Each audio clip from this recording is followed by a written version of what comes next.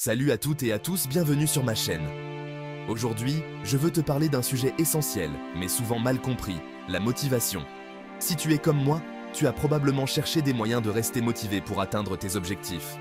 Mais, soyons honnêtes, il y a des jours où la motivation semble juste disparaître, peu importe ce que tu fais. Alors, pourquoi est-ce si difficile de rester motivé? Et surtout, pourquoi ce que tu entends habituellement sur la motivation ne fonctionne pas toujours?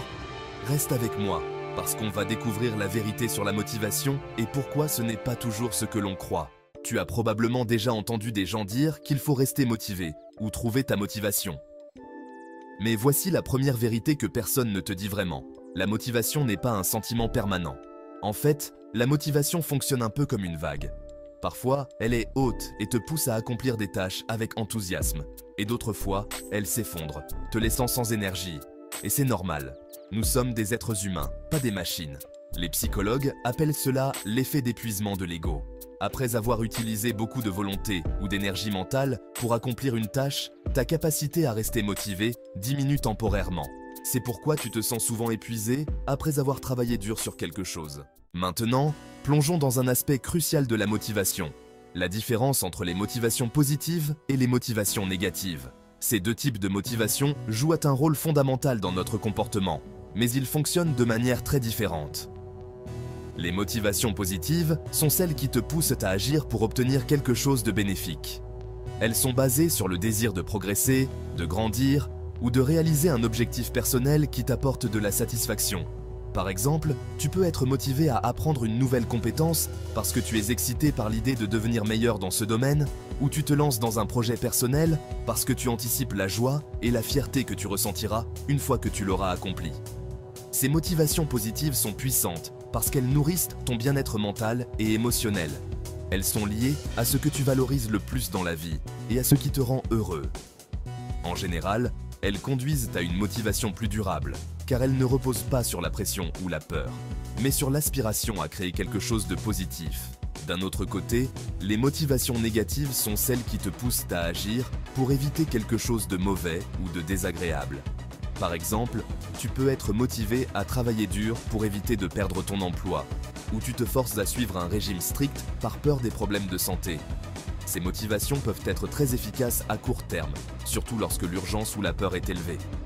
Cependant, les motivations négatives sont souvent associées à du stress, de l'anxiété et peuvent mener à l'épuisement si elles deviennent ton principal moteur. Si tu passes trop de temps à éviter des conséquences négatives, cela peut éroder ton bien-être mental et rendre la motivation de plus en plus difficile à maintenir. Alors, que faire?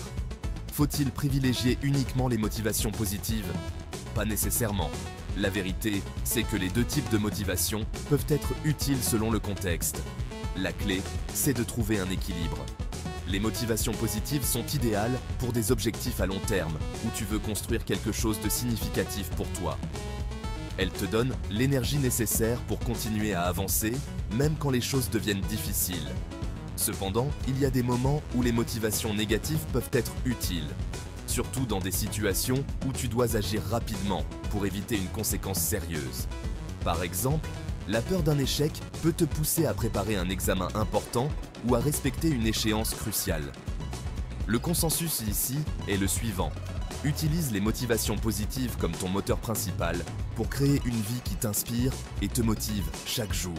Mais n'hésite pas à faire appel à des motivations négatives lorsque cela est nécessaire pour t'éviter de tomber dans l'inactivité ou pour surmonter des obstacles immédiats.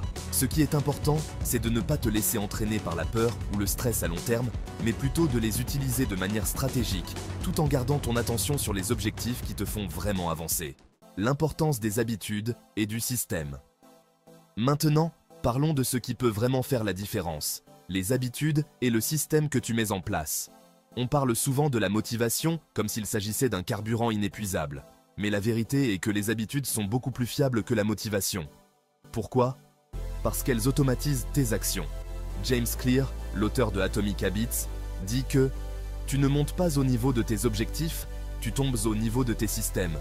Si tu veux vraiment réussir à long terme, il faut que tu crées un système qui te soutient même quand ta motivation est basse. Par exemple, au lieu de te dire que tu vas faire du sport 3 fois par semaine, crée une routine où tu fais du sport à la même heure chaque jour. Peu importe comment tu te sens, c'est juste quelque chose que tu fais. À force de répétition, ça devient une partie de qui tu es, pas seulement quelque chose que tu fais.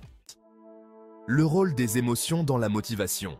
Un autre aspect crucial que l'on oublie souvent de mentionner, c'est le rôle des émotions dans la motivation. Nos émotions influencent fortement notre niveau de motivation. Quand tu es heureux, excité ou inspiré, la motivation semble venir naturellement. Mais quand tu es stressé, anxieux ou déprimé, même les tâches les plus simples peuvent te sembler insurmontables. C'est là que la gestion émotionnelle entre en jeu.